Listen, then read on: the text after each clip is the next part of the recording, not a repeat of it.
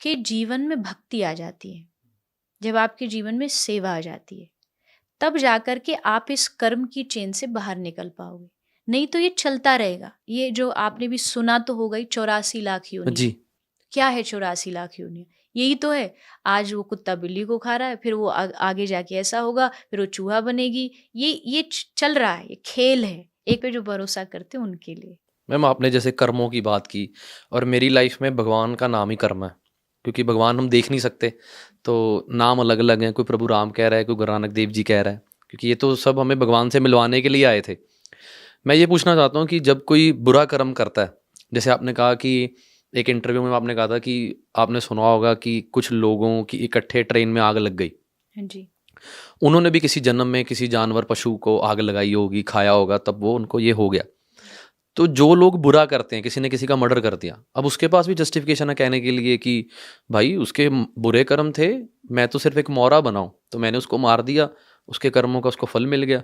तो वो एक मर्डरर के पास भी जस्टिफिकेशन देने के लिए। नहीं नहीं, ये जस्टिफिकेशन नहीं है। इसको कौन जस्टिफिकेशन, जब इसको एक सिंपल एक देश राष्ट्र का जो कॉन्स्टिट्यूशन है वो नहीं मानेगा, तो इतनी बड़ी नेचर का कॉन्स्टिट्यूशन तो कभी भी आपको इस जस्टिफिकेशन को अलाउड नहीं करेगा। उस जस्टिस के लिए कोई बैठा है कि अगर उसके बुरे कर्म हैं, किसके हाथों से होने, कैसे होने, उस जस्टिस के लिए एक परमात्मा बैठा है, ईश्वर बैठा है, वो सबका जस्टिस करेगा। ऐसे तो आदमी तलवार लेकर के सारी दुनिया को मारने निकल पड़ेगा कि भाई ये गलत काम कर रहा है, ये गलत काम कर रहा है। आपको अपनी तरफ से कोई गलत काम करोगे, वो भुगतान आपका है। अगर आपका पिछले जन्म का कार्मिक अकाउंट हुआ भी, ये जो नेचर का जो कर्म है ना, ये बहुत बड़ा टॉपिक है। मान लीजिए एक आदमी ने इस जन्म में किसी को मारा, वो अगले जन्म में किसी को जाके मारेगा, फिर वो उससे अगली बार मिलेगा, फिर वो उसके साथ ये एक रिसाइकल है, ये चेन है, ये चलती रहेगी। ये चेन टूटेगी कब? अब क्वेश्चन ये लोग पूछेंगे, ये चेन खत्म तो कहीं होनी चाहिए ना। ये चेन खत्म होती है जब आपके जीवन में भक्ति आ जाती है, जब आपके जीवन में सेवा आ जाती है, तब जाकर के आप इस कर्म की चेन से बाहर निकल पाओगे। नहीं तो ये चलता रहेगा। ये जो आपने भी सुना तो होगा ही, 84 लाख योनियां। जी। क्या है 84 लाख योनियां? यही तो है। आज वो कुत्ता बिल्ली को खा रहा है, फिर वो आगे जाके ऐसा होगा, फिर वो चूहा बनेगी। ये चल रहा है, ये खेल है, एक प्रकार का गेम है, चारों तरफ चलता जा रहा है। अब इसको स्टॉप करना पड़ेगा। अब वो स्टॉप कहाँ होता है? जब आदमी भगवान से पूरी तरीके से जुड़ जाता है। भक्ति करो, भजन करो, जो संत महापुरुष कहते हैं। इसीलिए तो कहते हैं कि इस चेन को कोई तो रोके कहीं जा करके, नहीं तो इसमें घूमते रहोगे। एक बहुत बड़ा किला है, चक्कर मारते रहो, घूमते रहोगे, दरवाजा ही नहीं मिलेगा। तो वो खत्म करने के लिए आपको कहीं ना कहीं भगवान से जुड़ना पड़ेगा। आप मानो किसी में भी, मैं ये नहीं कहती किसी एक भगवान को मैं कहूँ। आपकी श्रद्धा गुरु नानक देव में है, राम में है, कृष्ण, किसी को भी मानो, लेकिन एक जीवन में होना चाहिए। एक भरोसेमंद होना चाहिए जिस पे आप अटूट भरोसा रख सको कि ये गिरने नहीं देगा, ये संभाल लेगा जहाँ भी मुझे लगेगा। तो वो जब भरोसा जाग जाता है भगवान के प्रति, भजन करना, नाम लेना, अगर हम नाम की भी बात करें तो ये जो साइकिल है, जो चेन है, ये इसको माया कहते हैं। जी। शास्त्रीय भाषा में ये माया है। माया चल रही है, सब दिख रहा है, बट ये है सब माया। मतलब एक सपना है। जैसे रात को आदमी सपना दे, उससे लगता है सब सही चल रहा है, ये ऐसे ही होने वाला है, लेकिन वो सब सपना है। तो ये भी एक थोड़ा सा लंबे टाइम का सपना है। इस सपने को रोकने के लिए आपको भक्ति से जुड़ना बहुत ज़रूरी है। अब उस भक्ति के कई सारे टाइप्स हो सकते हैं। मतलब किसी को लगता है मंदिर जाना भक्ति है, किसी को लगता है भजन यज्ञ करना भक्ति है, किसी को लगता है दान करना भक्ति है। वो आप पे डिपेंड करता है। आपको जहाँ लगता हो कि इस काम में आपकी रुचि है तो आप वो करो। मेडिटेशन, जाप, चैंटिंग, ये सब भक्ति के एक अंग है, और ये हर एक आदमी को करने चाहिए। तब जाके आप इस रिसाइकल को तोड़ सकते हो, नहीं तो ये सब चलता रहेगा। आपके हिसाब से सब कुछ भक्ति है? मेरे हिसाब से हाँ, मेरे हिसाब से भक्ति एंड सेवा दोनों चीज। सेवा आपको भक्ति से जोड़ेगी, और जब भक्ति पा लेगा जीव, तब उसको जाके पायो परम विश्राम। देखो, हर एक आदमी यहाँ कहीं ना कहीं असंतुष्ट है, बिल्कुल। सेटिस्फाइड नहीं है। अब उसको ये नहीं पता, उसे लग रहा है कि शायद एक घर मिल जाएगा तो सेटिस्फाइड हो जाऊं, घर मिला, सेटिस्फाइड हुआ, फिर दूसरी कोई चीज़ आ गई, जी, तमा नहीं खत्म होती। तमन्ना कभी ख़त्म नहीं होती, इच्छाएं कभी ख़त्म नहीं होती। तो इच्छा पूरी होने के बाद भी अगर शांति नहीं मिल रही, तो ये सोचना चाहिए कि मतलब ये दिल कुछ और चाहता है, जी, इस मन को कुछ ऐसा चाहिए जो इन सब चीज़ों से परे है। वो क्या चाहिए उसकी थोड़ी खोज करो। वो दो ही चीज़ों से मिलेगी मन की परम शांति। जब आप, जैसा मैंने कहा, जब आपको लगे आप रात को सो रहे हैं, आपने कुछ अच्छा काम किया, और जब आप भगवान को भजने लग जाते हो, तब आप जैसे गोस्वामी तुलसीदास जी कहते, पायो परम विश्राम। जो पूरा जो विश्राम की जो भावना है ना, मुद्रा है, वो तभी आती है जब आप पूरी तरह भगवान से जुड़ जाते हो। ऐसा मेरा 100% जो है वो मेरा मान। जी। मेरे को बड़ा अच्छा लग रहा है मैम आपसे बातें करके, और जो आपकी सोच है, सोच का मैं फ़ैन हो गया हूँ। आपको चलो सुनते रहते हैं, पर आज सामने बैठ के, क्योंकि यूथ को ज़रूरत है आज। जी यूथ अच्छा सुनना चाहती है, भगवान के साथ भी जुड़ना चाहती है, अच्छे काम भी करना चाहती है। कोई जोड़ने वाला नहीं है। बिल्कुल। सारे यूथ को क्रिटिसाइज़ करने वाले हैं कि यूथ ऐसे, यूथ ऐसे। पर यूथ की जो लगता है कि इस एज में एनर्जी होती है, वो किसी भी जगह लगवा लो। चाहे वो भगवान में लगवा लो, चाहे वो नशों में लगवा लो, चाहे वो सेवा में लगवा लो। जी। और जो आप कार्य कर रहे हो उसके लिए तो कोई शब्द ही नहीं है। ये देखो, आपने बहुत अच्छी बात की, और मैं इस बात को आज से नहीं, मैं तो कब से कहती आई हूँ। जितने भी कोई प्रेस वाले आते हैं, कोई भी पूछते हैं आज का यूथ बड़ा वैसा है, समझता नहीं है, बिगड़ा हो, मैं कहती हूँ कोई समझाए तो, पॉइंट। कोई बताए तो। कोई भी युवा जो है वो नास्तिक नहीं है। पहली कमी, मतलब मैं सब कुछ ये नहीं कहती कमी बिल्कुल नहीं हो सकती, पर पहली कमी सबसे बड़ी ये है कि उनको बचपन से ही सिखाया नहीं जा रहा। घर में कोई बातें नहीं होती धर्म की। कौन सा परिवार, कौन सा घर ऐसा है जो बैठ के 10 मिनट धर्म की बातें करता हो। मुझे आज तक यही पता था कि धर्म का मतलब सिर्फ चुपचाप मत्था टेकना है, बस मुझे आज तक यही पता था। तो यूथ को थोड़ा सा समझाने की ज़रूरत है, और समझाएंगे तब जब घर के बड़ों को कुछ पता होगा। उनको भी पढ़ना, पेरेंटिंग जो होती है वो एक आर्ट होती है। उसमें आपको देखो, इंजीनियर बनने की क्लासेस होती है, डॉक्टर बनने की क्लासेस होती है, पेरेंट बनने की क्लास क्यों नहीं होती। वाह जी वाह। पेरेंट बनने की भी एक तरीका, हर एक पेरेंट का तरीका अलग अलग है। बिल्कुल। ना कोई इसकी क्लास है, ना इसकी कोई गाइडलाइन है। बस जिसका जैसा मन कर रहा है वो वैसा करा रहा है बच्चे से, और बच्चे जाके कंफ्यूज क्या करे। फिर आगे जा कर के वही पेरेंट जो होते वो उन पर डोमिनेटिंग हो जाते हैं, डोमिनेट करते। करियर वाइज ले लो, अगर एक जीव इस दुनिया में आया है, एक इंसान, भले आपका बच्चा बन गया, वो बेटा बन गया, बेटी बन गई, लेकिन उसके पिछले भी तो बहुत सारे जन्म हुए ना। उसका अपना लेखा जोखा खाता है। आप उसमें जबरदस्ती इन्वॉल्वमेंट करें उसको।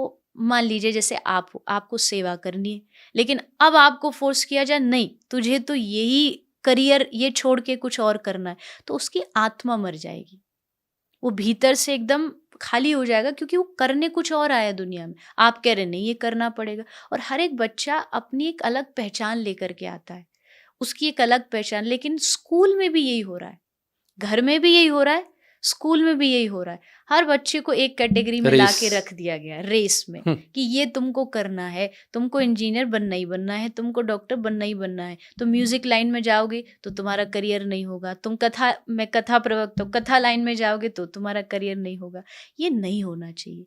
पेरेंट्स को अपने बच्चों को पूरी फ्रीडम देनी चाहिए उनका करियर चूज करने की। हाँ, गाइड करते रहिए, आपका काम है गाइड करने का। और रही बात पेरेंटिंग कैसे करनी चाहिए, उसके लिए अगर आप, चलो क्लासेस नहीं है, मेरा तो बहुत है कि ऐसा कुछ होना चाहिए जिससे एक तरीका पता हो कि ये बच्चों को इतने से इतने एज में सिखाना ज़रूरी है। पहले तो गुरुकुल होते थे तो उसमें सब सिस्टम था, आज वो नहीं रहा।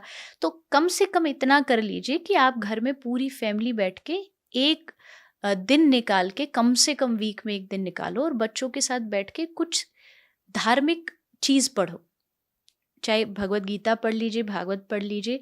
उससे थोड़ा सा घर में जो है वो धार्मिक माहौल रहेगा, और बच्चों को जो डिस्ट्रैक्शन होती है उससे थोड़ा सा बचने के लिए उनको एक रास्ता मिल जाएगा। क्योंकि यूथ, जैसा मैंने कहा, नास्तिक नहीं है, बस थोड़ा सा क्यों क्यों वाला जरूर है कि क्यों करें, लॉजिक दो हमें। लॉजिक दो, ये सब चीज उसको जानना है, और जानना अच्छी बात है। वो अगर वो जान जाएगा तो आसानी से मान लेगा। मैंने देखा कथाओं में इतने सारे यूथ आते हैं, इतने सारे बच्चे, यहाँ तक कि तैयार है हम घर छोड़ देंगे, घर छोड़ के हम भजन में लग जाएंगे। तो मतलब अगर वो समझ सकते तो और भी समझ पाएंगे। शायद हम अपना दायरा बढ़ाएंगे तो वो आएंगे कथा में, वो जुड़ेंगे, वो जानेंगे अच्छा मेरी एज का आदमी कर रहा है, मेरी एज का व्यक्ति कर रहा है, तो जरूर इसमें कुछ तो होगा। ये कोई मतलब खोखली बातें नहीं है, धर्म कोई हवा में चलाई हुई बातें नहीं है। तो थोड़ा सा बस लॉजिक समझाइए तो यूथ जरूर समझेगा। मैम ये जो हमारा इंसानी शरीर है, इंसानी जामा कहते हैं हम पंजाबी में इसको, तो इसमें भगवान का मेल होता है, भगवान को मिल सकते हैं हम? इस शरीर के द्वारा आप, दो चीज़ हैं धरती पर, अगर आप भगवान को सिर्फ देखना चाहते, दर्शन करना चाहते, तो हाँ आप इस शरीर के साथ देख सकते। जैसे एकनाथ जी, नामदेव जी, मीरा, ध्रुव, प्रहलाद, इन सब ने इसी शरीर में भगवान का दर्शन किया, साक्षात रूप में उनको देखा। ये हो गई एक पृथ्वी। लेकिन इससे ऊपर, जिसको हम वैकुंठ कुछ लोग कहते हैं, हम कृष्ण परंपरा को मानने वाले हम गोलोक मानते हैं, तो वहाँ जाने के लिए ये शरीर कैपेबल नहीं है। वहाँ आप आत्म स्वरूप से जाके भगवान से मिलते हैं, और इसी को कहते हैं 84 के बंधन से मुक्ति। जी। कि जब आप इन सब से पार होकर के भगवान तक पहुंच जाते हैं, वहाँ शरीर नहीं जाता, वहाँ सिर्फ आपकी आत्मा जाती है। लेकिन अगर आप धरती की बात करते हैं तो हाँ, इस शरीर से भगवान को देखा जा सकता है, पर उसके लिए आपके भीतर उतनी भक्ति होनी चाहिए, आपकी आँखों में वो पावर, वो शक्ति होनी चाहिए भक्ति की, कि आप भगवान को देख सको। डायरेक्ट सन को हम नहीं देख पाते क्योंकि आँख में वो शक्ति नहीं। तो भगवान तो लाखों करोड़ों सूर्य से भी ज़्यादा प्रकाशमान है। तो उनको देखने के लिए कहते सद्गुरु दीन ही ऐसी नज़रिया, ये जो दृष्टि है भगवान को देखने की, ये कोई सद्गुरु देता है, तब आप जाके भगवान को देख पाएंगे और महसूस कर पाएंगे। आप मिले अभी भगवान से अभी तक के नहीं? मैं रोज़ मिलती हूँ। मतलब भगवान कोई ऐसा थोड़ी है कि कोई आपके सामने कोई 4 हाथ वाले आकर के प्रकट होंगे।